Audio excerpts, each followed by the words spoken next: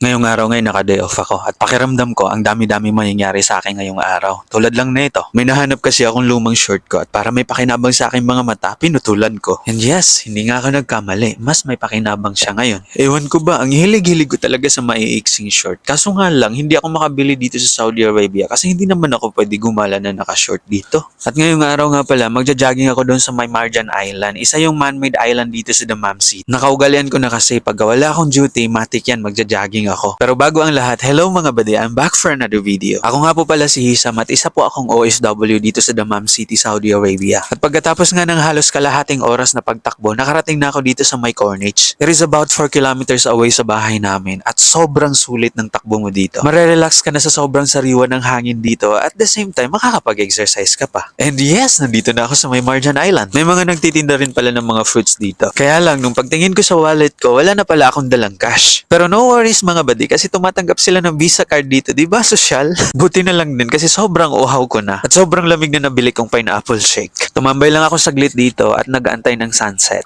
Sobrang ganda kasi ng paglubog ng araw dito. Dahil nga masyado ako nag-enjoy doon, hindi na rin ako nakapag-vlog. Nasa bahay na pala ako nung mga oras na to at tapos na din ako maligo. Nagpe-prepare na din ako para matulog. Maaga pa kasi yung duty ko bukas. At syempre, dahil gusto kong mag-amoy baby powder si Junior, nilalagyan ko ng baby powder. Huy! Amoy baby yan. Gusto mo?